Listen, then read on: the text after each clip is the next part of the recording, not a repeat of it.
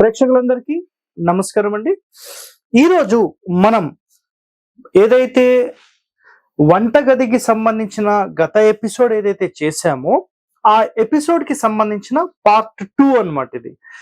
So ఈ part 2 లో మీకు ఏంటంటే ఇంకొక విషయం అనేది నేను చెప్తాను. గత ఎపిసోడ్ లో మనం వంటగదికి సంబంధించి అసలు వంటగది మనం ఎక్కడ పెట్టాలి, ఏ ఫేసింగ్ కి సంబంధించి అనే ఒక చిన్న ఇన్ఫర్మేషన్ మనం తెలిసేసుకుందాం. Right, okay. ఇప్పుడు మనం డీటెయిలింగ్ లోకి వెళ్తే సార్ అసలు ఒక్కొక్క ఫేసింగ్ కి సంబంధించి ఈ కాలంలో గుర్తుపెట్టుకోండి, ఈ కాలంలో మనం ఎక్కడ పెడితే మనకు మన ఇంటికి వచ్చిన వాళ్ళతో గాని వాస్తు చూసి చెప్పే వాళ్ళతో గాని ఇబ్బందులు ఉండవు.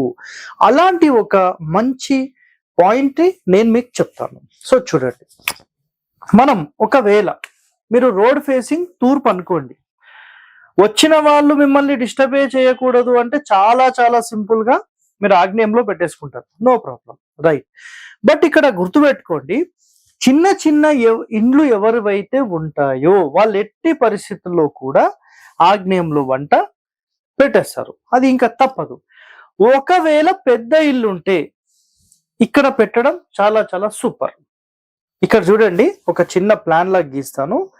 నేను పెట్టిన చాలా ఇంటి ప్లాన్స్ లో ఇలా 3 పార్ట్స్ గా డివైడ్ చేసినప్పుడు ఈ ఫ్రంట్ పార్ట్ ని మెయిన్ డోర్ అండ్ ఇది కంప్లీట్ హాల్ క్రియేట్ చేసేస్తాను. హాల్ చేసిన తర్వాత ఈ సెకండరీ రూమ్ లో, ఈ రూమ్ యొక్క ఆగ్నేయంలో నేను వంటగదిని పెట్టించేస్తాను. అప్పుడు ఏమవుతుందంటే ఈ మొత్తం మీరు ఏదైతే ప్లాన్ చూస్తున్నారో ఈ ప్లాన్ తో దక్షిణం వైపుగా ఉండే రూమ్ కి ఆగ్నేయం వైపుగా కిచెన్ అనేది పెట్టిస్తాను. ఇది ఒక రెండవ ఆప్షన్ కిందికి మనం తీసుకోవచ్చు.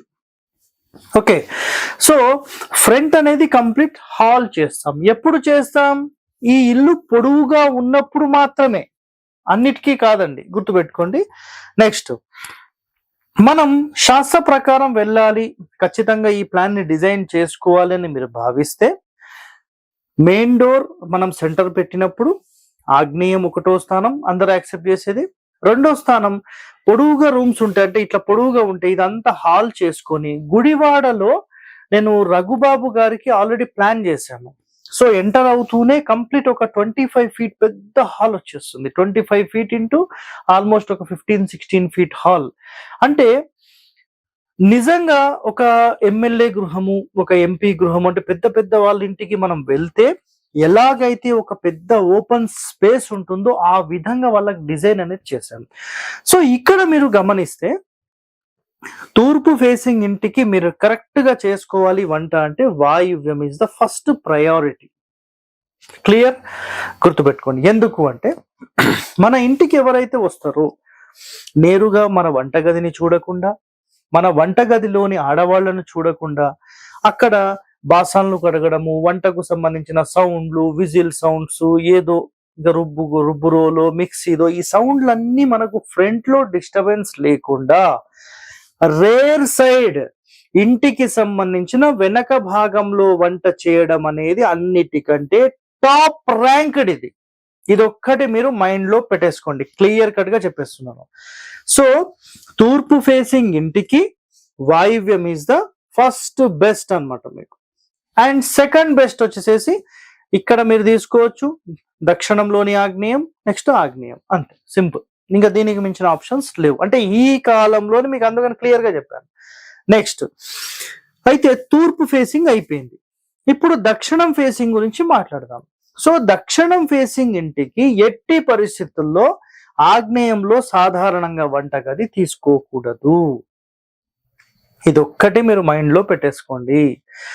ఒకవేళ మాకు తప్పదు సార్ అంటే పూర్తి ఆగ్నేయంలో కాకుండా వంట గదిలోని ఈశాన్యం వైపుకి మీరు స్టవ్ ని జరపడానికి ప్రయత్నం చేయండి, ఇది రెండవ ఆప్షన్. సో దక్షిణం ఫేసింగ్ ఇంటికి అన్నిటికంటే టాప్ మోస్ట్ ప్రయారిటీ ఈ కాలం గురించి మాట్లాడితే వాయువ్యమే. సో తూర్పు ఫేసింగ్ ఇంటికి అండ్ దక్షిణం ఫేసింగ్ ఇంటికి ఈ రెండు గృహాలకు సంబంధించి మీకు వాయువ్యం ఇస్ ద ఫస్ట్ బెస్ట్ అన్నమాట. ఓకే, ఇంకా మనం డెప్త్ లోకి వెళ్తే దక్షిణం ఫేసింగ్ అయినా తూర్పు ఫేసింగ్ అయినా, పడమరైనా, ఉత్తరమైనా అన్నిటికంటే first best north east. Sir మీరు అదంటున్నారు ఇదంటున్నారు కన్ఫ్యూజ్ చేస్తున్నారు. మీరు కన్ఫ్యూజ్ అవుతున్నారు, నేను కాదు. నేను ఇక్కడ ఏం చెప్తున్నానో స్కిప్ చేయకుండా వినండి.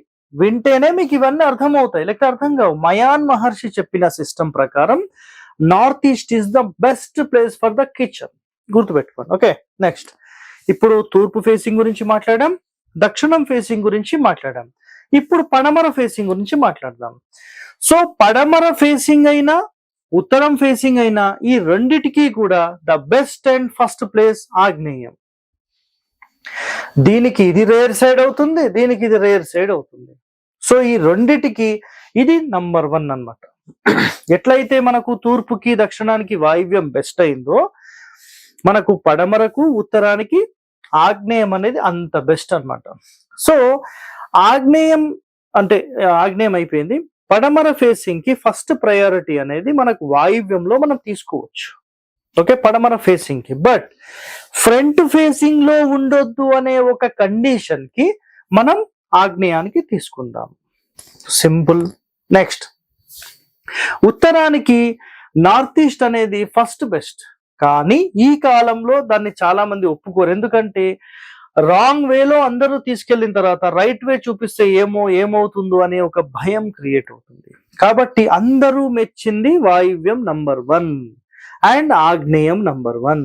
ఈ 2 స్థానాలు 2 ఫేసింగ్లు, అంటే ఈ ఫేసింగ్ కి సంబంధించి తూర్పుకి దక్షిణానికి సంబంధించిన ఫేసింగ్ ఒకటి, నెక్స్ట్ పడమర ఉత్తరానికి సంబంధించిన ఫేసింగ్ ఒకటి.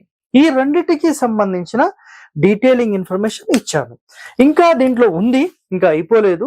గుర్తుపెట్టుకోండి ఒక మాట, నేను ఇప్పుడు మిమ్మల్ని చూస్తున్నాను అంటే, నేను ఎగ్జాంపుల్ తూర్పు చూస్తున్నాను అనుకోండి, ముఖంలో మంట పెట్టొద్దు అని ఒక శాస్త్రంలోనే చదివాను. క్లియర్? ముఖంలో అంటే తూర్పు ఫేసింగ్ అనుకోండి, మనం డైరెక్ట్ ఆగ్నేయంలో కానీ ఈశాన్యంలో కానీ ఎక్కడ కూడా ముఖానికి మంట పెట్టొద్దు. సో ఇదంతా ముఖం ఏరియా అన్నమాట. ముఖం ఫ్రంట్ ఫేస్, ఇదంతా ఫ్రంట్ ఫేస్ ఎలివేషన్. సో ఈ ఫ్రంట్ ఫేస్ లో మంట పెట్టొద్దని ఒక శాస్త్రంలో చదివాను. సో దీన్ని బట్టి మనం ఆధారితం చేసుకొని తీసుకుంటే 100% మనకేంటంటే తూర్పు ఫేసింగ్ కి సంబంధించి, దక్షిణానికి సంబంధించి వాయువ్యం అనేది సూపర్ గా పనిచేస్తుంది. పడమరకు ఉత్తరానికి సంబంధించి ఆగ్నేయం సూపర్ గా పనిచేస్తుంది. ఈ 2 క్లియర్ కదా? రైట్. ఇప్పుడు ఇంకో డెప్త్ పాయింట్ లోకి వెళ్దాం. సో ఉత్తరం ఫేసింగ్ కి, దక్షిణం ఫేసింగ్ కి, తూర్పు పడమరకు అయిపోయింది. దాని తర్వాత అవుట్ సైడ్ అన్నాం. అవుట్ సైడ్ అంటే నిజంగా ఈ కాలంలో మీరు చూస్తే వంటగదిని అందరూ కూడా మనకేం చేస్తున్నారంటే ఇంటి లోపల మాట్లాడుతున్నాం. ఒరిజినల్ శాస్త్రాల ప్రకారం అసలు ఇంటి లోపల వంటగదే ఉండకూడదు. మరి ఇప్పుడేం మాట్లాడతారు? సో మరి మీరు ఎలా చెప్పారు సార్ అంటే, కాలాన్ని బట్టి మనం మారుతూ వెళ్తున్నాం కాబట్టి ఆ కండిషన్స్ ని ఇక్కడ ఇంప్లిమెంట్ చేస్తున్నాం. ఓకే, అయితే పూర్వ గృహాలలో మీరు అబ్జర్వ్ చేస్తే ఇంటికి అవతల వైపు ఆగ్నేయంలో గాని, నైరుతిలో గాని, వాయువ్యం గాని, ఈశాన్యం వైపు గాని మీకు చిన్న చుట్టిల్లు గాని, చిన్న వంటగదిని గాని ఏర్పాటు చేసేవాళ్ళు. అక్కడే వంట చేసి, అక్కడే భోజనం చేసుకొని, అన్ని పనులన్నీ కంప్లీట్ చేసుకొని అప్పుడు ఇంటికి వచ్చి సేద తీరేవాళ్ళు ఆడవాళ్ళు అయితే. సో ఈ చుట్టిల్లు అనేది మీరు ఆగ్నేయమైన, నైరుతైన, వాయువ్యమైన, ఈశాన్యమైన 100% పెట్టవచ్చు. బట్ ఇందులో కండిషన్స్ ఏముంటాయంటే, పూర్తి మూలలు బ్లాక్ చేయకూడదు, చుట్టూ తిరగడానికి ఒక భాగం ఖచ్చితంగా ఉండాలి. సో ఈ కండిషన్స్ అన్ని చూసుకుంటే ఈ కాలంలో ఇది ఎవరు మాట్లాడలేరు. పెద్ద పెద్ద స్థలాలు ఉన్నాయా? ఇది 100% మనం చేస్తాం. సార్ మీరు ఎక్కడన్నా చేశారా? మనం ఏదైతే శంకరపల్లిలో మండువా హౌస్ అని చేసాం కదా, ఆ ఇంటికి వెనకాల వాయువ్య భాగంలో ఆల్రెడీ ఇక్కడ ఎస్టాబ్లిష్మెంట్ చేసేసాం. సో ఇది తూర్పు కదా, ఇక్కడ ఈ వాయువ్య భాగంలో ఆల్రెడీ ఎస్టాబ్లిష్మెంట్ చేసేసాం. ఎప్పుడు దాని యొక్క షార్ట్ వీడియో కూడా నేను ఎప్పుడో అప్లోడ్ చేశాను. సో ఇక్కడ ఇవన్నీ మాట్లాడాం కదా. ఈ చుట్టిల్లు ఇంకో రకంగా కూడా మీకు పనిచేస్తుంది. అదేంటంటే, ఒకవేళ మీకు రోడ్ పోర్ట్ ఉంది, ఇంటి అవతల అంటే కాంపౌండ్ అవతల ఒక చుట్టిల్లు లాగా మీరు కట్టుకోవచ్చు. ఇది చాలా చాలా సూపర్. ఇది నేను ఎక్కడ అబ్జర్వ్ చేశానంటే, ఎప్పుడైనా ఎవరైనా అజ్జారంలోకి వెళ్తే బిఎస్ఎం ఫౌండరీస్, నేను ఆల్రెడీ ఒక ఎపిసోడ్ చేశాను, కంచు పాత్రలకు సంబంధించిన ఎపిసోడ్. వాళ్ళ ఇంటికి దక్షిణం వైపుగా ఒక వీధి వస్తుంది. అక్కడ ఎవరో వచ్చి ఈ చుట్టిల్లు లాగా పెట్టి వెళ్ళారు. రౌండ్ గా పెట్టి పైన ఇట్లా సువ్వగా పెట్టేస్తారు. అంటే ఈ రోడ్ పోటు వచ్చి దీనికి తగిలినప్పుడు దీని యొక్క టోటల్ ఎనర్జీస్ ఎవరివైతే ఆ కంటి నుంచి వచ్చే ఎనర్జీస్ ఉంటాయో ఆటోమేటిక్ గా పైకి వెళ్ళిపోతాయి. సో పిరమిడ్ మోడల్లో దీన్ని సెటప్ చేశారు. సో ఈ రోజు ఈ వంటగది ఎక్కడ పెట్టాలనే పార్ట్ 2 ఎపిసోడ్ లో టోటల్ డీటెయిలింగ్ ఇన్ఫర్మేషన్ నేను చెప్పాను. ఇంకా ఎవరికైనా ఈ వాస్తుకు సంబంధించిన పుస్తకాలు మీరు కావాలని భావిస్తే మీరు 100% దేవుళ్ళు.com ని వెబ్సైట్ లో మీరు పర్చేస్ చేయండి, చదువుకోండి. ఇంకా డెప్త్ నాలెడ్జ్ మేము నేర్చుకుంటాం. వాస్తులో మేము కూడా పరిశోధన మీలాగా చేయాలనుకుంటున్నాం సార్ అంటే మీరందరూ వెల్కమ్ అండి. సో 100% మీరు రావచ్చు. ఎలాంటి ఫీజు అనేది మేము తీసుకోబడదు. వాస్తు కోర్స్ లాగా చెప్తే మేము ఫీజు తీసుకుంటాం. మీరు వచ్చి పరిశోధన చేస్తాం, మీతో తిరుగుతాం, మీతో ట్రావెల్ చేస్తాం, ఒక 2, 3, 4 సంవత్సరాలు ఉంటాము అని భావిస్తే మీ నుంచి రూపాయి తీసుకోబడదు. మీ ఫుడ్, మీ రూమ్ మీకు మీరు చూసుకోవాలి. మాతో ఉంటే అన్ని మేము చూసుకుంటాం. సింపుల్ అండి. ఓకే. సో ఈరోజు నేను ఏదైతే కాన్సెప్ట్ చెప్పానో ఈ కాన్సెప్ట్ ని అర్థం చేసుకోవడానికి ముందు ప్రయత్నం చేయండి. దాని తర్వాత దీనిలోని డెప్త్ పాయింట్స్ ఏమున్నాయి మీరందరూ అర్థం చేసుకుంటారని భావిస్తూ సెలవు తీసుకుంటున్నాను. ధన్యవాదాలండి.